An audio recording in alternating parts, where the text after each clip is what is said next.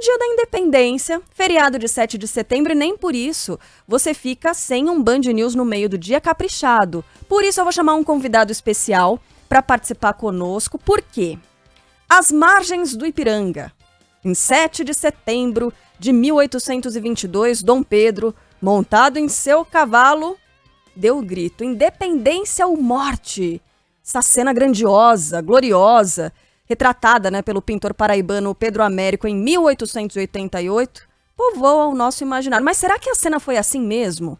Será? A gente vai conversar agora com o historiador, professor, colunista da Band News FM no Rio de Janeiro, Milton Teixeira. Professor, muito obrigada por participar conosco do Band News no meio do dia. E a imagem que o senhor faz da independência do Brasil é essa mesma que eu descrevi, ou pelo fato de o senhor ter um pouquinho mais, digamos, só um pouquinho, mais de conhecimento do que a média, a sua imagem é diferente? Boa tarde, professor. Boa tarde, Carla. Boa tarde, ouvintes. Olha, segundo as referências históricas, o grito não foi exatamente como está no quadro do Pedro Américo. Esse quadro aparece nos bons livros de história e o original está no Museu Paulista, ali no Museu do Ipiranga, que só vai ser reaberto em 2022, daqui a 2 anos, para o bicentenário da nossa independência. Você tem um estudo um pouco menor no Museu de Belas Artes, também feito pelo Pedro Américo, e uma cópia feita na Câmara de Vereadores do Rio de Janeiro. Mas o quadro é mais bonito, lindo, maravilhoso que verdadeiro. Dom Pedro não estava usando um uniforme reluzente, dourado, maravilhoso. Na verdade, ele estava com uma farda bem vagabunda, cinza, sem enfeite algum, porque ele ia enfrentar floresta, mato, lama, e, claro, não ia usar uma roupa de gala. Óbvio, né? Segundo, ele não estava num cavalo branco maravilhoso. Ele tinha um cavalo branco maravilhoso, chamava-se até Lagarto, esse cavalo, mas não estava com ele, não. Estava com um burrico mesmo. Estava num burrico, uma besta baia, como era dito à época, e ele também não estava tão às margens do Ipiranga. Ipiranga estava a uns 150 metros de distância. Assim, o quadro parece que o Rio Ipiranga está do lado, assim. Coitado do Rio Ipiranga, hoje está tão poluído, é um valão passando pelo parque do Ipiranga. Ah, meu Deus, mas é triste. Ipiranga quer dizer Rio Vermelho. E a guarda em volta, com certeza não usava aquele uniforme maravilhoso, até porque o Pedro Américo usou como modelo os uniformes dos bombeiros de Paris. Ele estava pintando o quadro na França.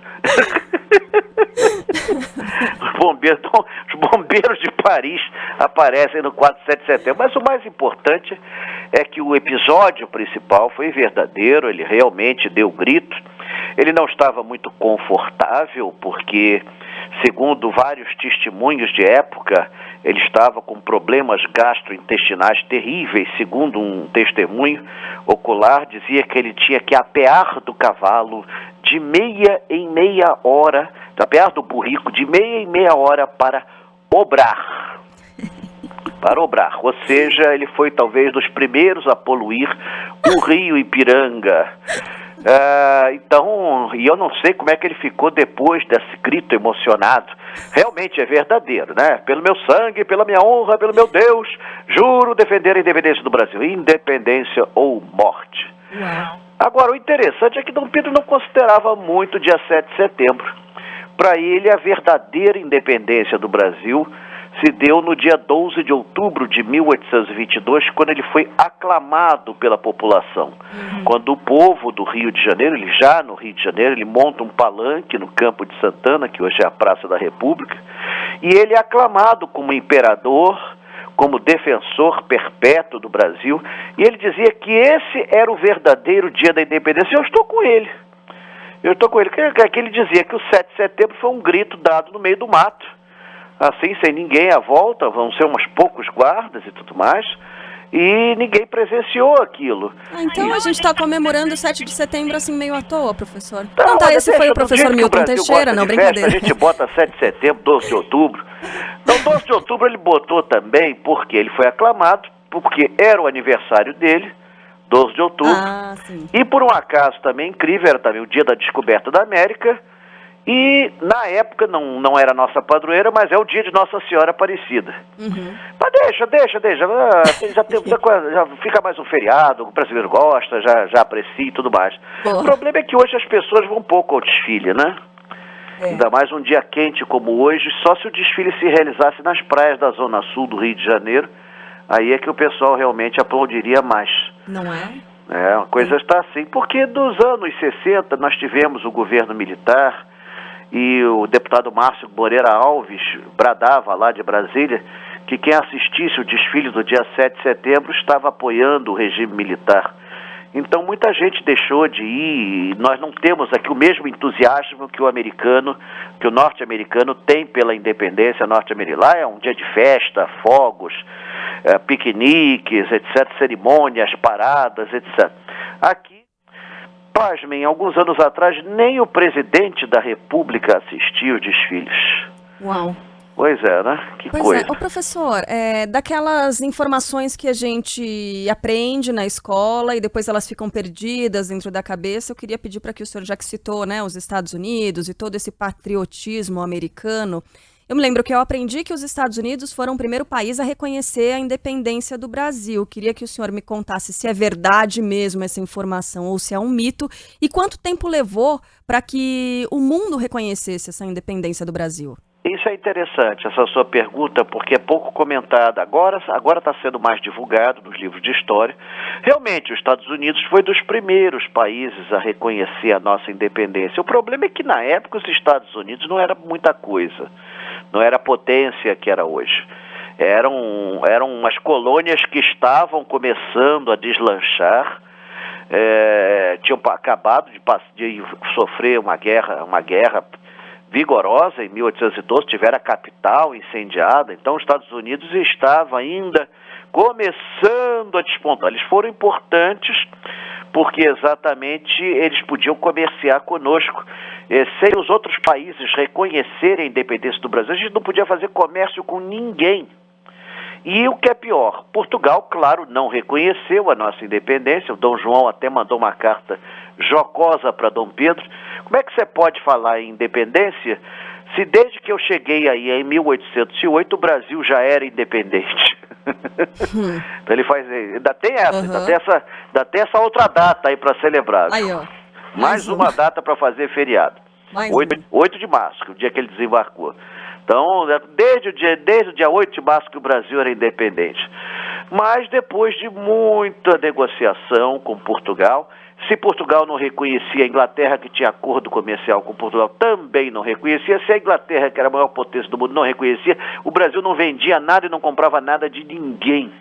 Nós usávamos durante anos navios corsários norte-americanos para exportar e importar nossos produtos. Resultado, nós entramos numa espiral inflacionária, tivemos um prejuízo violentíssimo, mas depois de muita negociação, muita conversa, Dom João reconheceu a nossa independência em agosto de 1825 e com isso Portugal reconhecendo, a Inglaterra também reconheceu. Nós pagamos uma grana violenta. É mesmo? Pagamos uma grana violenta, sim, foi comprada esse reconhecimento internacional. Como assim?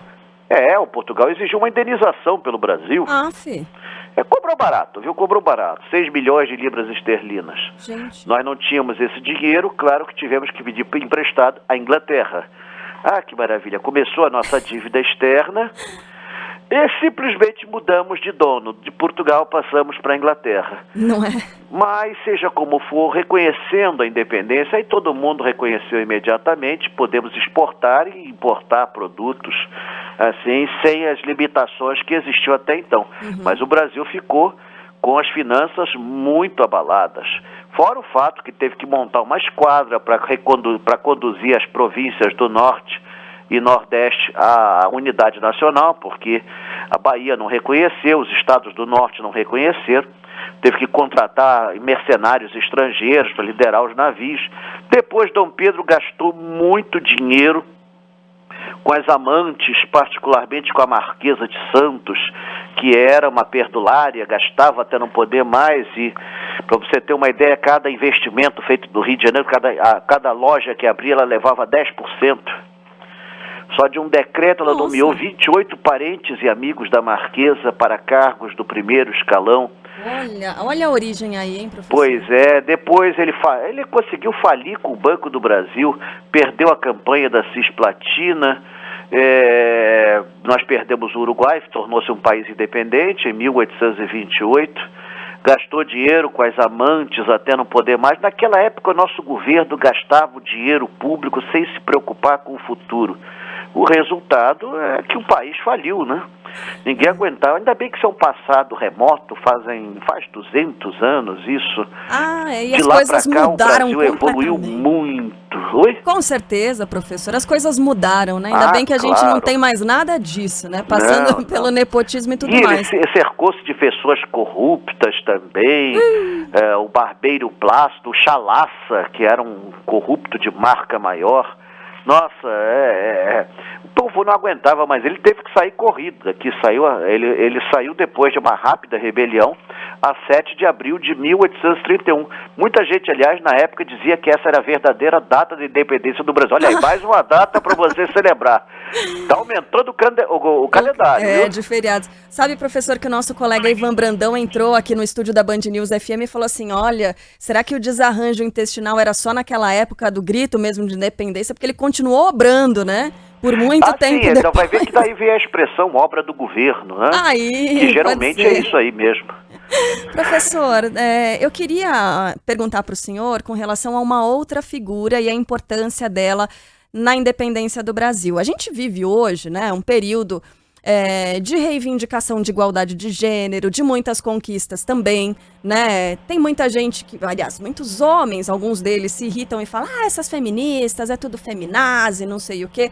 Mas o fato, professor, é de que a gente tem uma narrativa histórica que se baseia demais na narrativa masculina e muitas vezes deixa algumas figuras femininas de lado, de escanteio. E são figuras que têm uma importância histórica muito importante. Por exemplo, Imperatriz Leopoldina. Queria perguntar para o senhor da importância dela, do papel dela na independência do Brasil. Ela foi figura fundamental. Primeiro que ela era um ponto de equilíbrio no meio daquela loucura. Era uma mulher cultíssima, falava e escrevia em 5 idiomas. Ela foi casar com Dom Pedro por procuração e casaram-se em 1817. Foram casados 9 anos. Dom Pedro gostava de dizer, fui casado 9 anos, tive 9 filhos. Não parava de engravidar. Dona Leopoldina era uma voz no meio daquela escuridão, era ela e o José Bonifácio. Quando o José Bonifácio foi banido, ficou somente a voz dela. Foi ela que recebe as cartas de Portugal, dizendo que Dom Pedro não mandava mais nada no Brasil e que tinha que voltar. Ela é que reúne o Conselho de Estado. E ela encabeça uma petição ao marido com uma carta muito bonita, sugerindo a independência. O pomo está maduro, colhe-o antes que apodreça. Uau! E o José Bonifácio complementa, nada temos a esperar de Portugal senão escravidão e horrores. E foram essas cartas que fizeram Dom Pedro acordar para a realidade. Chegaram lá no meio do Ipiranga. Aliás, ele deve ter gostado de receber as cartas, devia estar precisando de papel, não é mesmo? Mas ele leu antes e ele viu aquilo tudo, ele ficou furioso. As cartas ainda existem, estão no Arquivo Nacional. Ele inclusive joga as cartas no chão, pisa nas cartas, fica furioso. E aí é que ele manda os soldados arrancarem os brasões lusitanos da roupa, da farda, né? Arranca esse negócio todo e nada temos a esperar de Portugal senão escravidão e horrores. A princesa Leopoldina foi assim uma voz lúcida no meio daquela loucura. Infelizmente ela foi sendo subjugada por outra figura feminina tenebrosa, que foi a Marquesa de Santos, ao qual ela chamava de bruxa. E quando Dona Leopoldina faleceu, em dezembro de 1826, ela culpava a bruxa pelo estado que ela se encontrava. Nossa, mas que é uma figura feminina também muito forte. Sim, a dona né? Domitila tem uma história também fantástica. Ela nasceu em Santos em dezembro de 1797, casou aos 16 anos com um militar, Felício Pinto Coelho de Mendonça. Tiveram 3 filhos. O Felício começou a estranhar, um era louro, o outro era moreno, o terceiro era ruivo. Depois ele voltou cedo para casa e descobriu que ela era muito generosa com a vizinhança. Tiveram uma briga violenta, ela conseguiu o divórcio, mas perdeu a tutela dos filhos pela conduta imoral. E para reobter a tutela, ela colocou a carruagem dela, a cadeirinha dela, em frente à comitiva do príncipe Dom Pedro, a 29 de agosto de 1822. Uma semana antes da independência do Brasil, ela fez a independência dela. Olha. Em 1823, ela foi para o Rio de Janeiro, foi primeira dama da Imperatriz, olha só. Gente. Que coisa, botou amante com primeira dama da Imperatriz, viscondessa de Santos, depois marquesa de Santos. Os únicos méritos que ela tinha era na horizontal. Sim. O Dom Pedro mandava cartas amorosíssimas para ela. Mulher, para mim, é da cintura para baixo. Pois é. Nossa Senhora. E, aliás, professor. mandou outra carta amorosa muito interessante. Hoje acordei constipado, tomei a tisana e obrei 5 vezes. Você vê que ele tinha... é uma carta. Nossa, que coisa, né? Como ele era romântico, né? Pois ele colocou as entranhas praticamente ali nesse texto, Exatamente, né? obrei 5 vezes. Deu muito de si.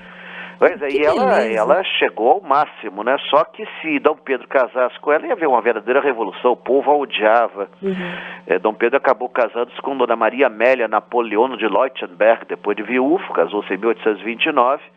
É uma alemãzinha de 17 anos, e ela foi para São Paulo. Ela teve 4 filhos com Dom Pedro. Só sobreviveram 2 meninas, Isabel Maria e Maria Isabel. Ele não era muito criativo. E depois ela foi para São Paulo, onde está até hoje de pé a casa que ela estava, né? E que ela morou. Ela depois casou-se com o primo Rafael Tobias de Aguiar, com quem ela teve mais 6 filhos. Uau. A mulher era uma máquina. Pois é. Morreu aos 69 anos, está enterrado no cemitério da Consolação. E pasme, tem um grupo aí que quer a canonização dela. Nossa, professor, que isso. Dizem que ela era muito generosa. Também, né? Pois é. Esse é o professor Milton Teixeira. Tem muitos ouvintes escrevendo pra cá, professor, dizendo como eu queria ter tido aula de história com ele. Eu acho que eu teria aprendido muito mais, porque essa entrevista tá super divertida, prende a atenção e a gente entende, de fato, aprende o que aconteceu e qual é a história do nosso país. Eu agradeço demais aqui a participação do historiador, professor, colunista da Band News FM no Rio de Janeiro. Toda sexta-feira estamos Milton lá. Teixeira. Obrigada. O pessoal da redação tá aplaudindo a sua participação aqui, professor. Foi excelente, excepcional. Um abraço, professor. Um abraço, Carla. Até a próxima. Até a próxima. Tchau, tchau.